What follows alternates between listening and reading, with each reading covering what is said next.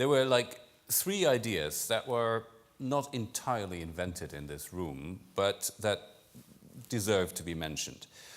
The smart green factor, using renewable energies as something that we need and also something that can create jobs. Whether the state or the private sector plays a decisive role here, I don't think we could have agreement on the panel, nor in the audience, I believe. But we can all agree on the importance of the green factor.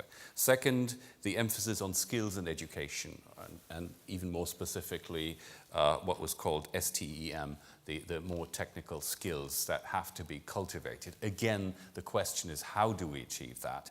I don't think we would have had the time today to discuss the specifics of this, but I think we can all agree that there is something to be done here.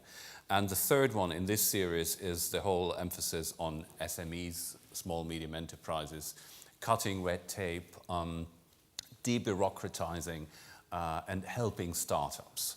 Now, 2 ideas I heard probably for the first time on this panel, and that was John Bruton's emphasis on tourism as the future growth industry for Europe. And secondly, the way he put it was new to me, that in fact a major commodity in the future, more than any time in the past, will be time, care.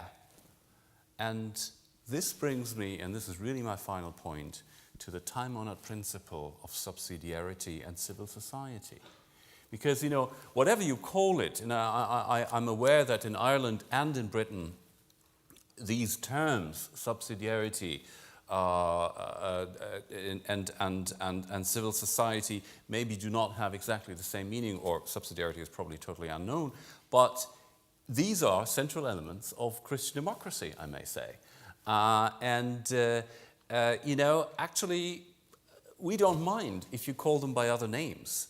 But what we're talking about here is that we cannot survive, we cannot secure our future if we do not carry out tasks such as care, such as the exchange of time, if we don't transfer this from the state to society as such, and its individuals and its persons and its people.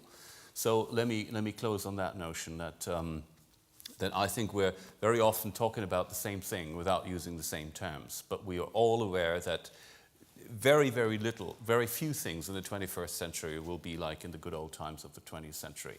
And let's take that as a fact. Ladies and gentlemen, I'd like to thank you. I'd like to close this panel here. And Gemma, dear, it's over to you. Thank you, dear.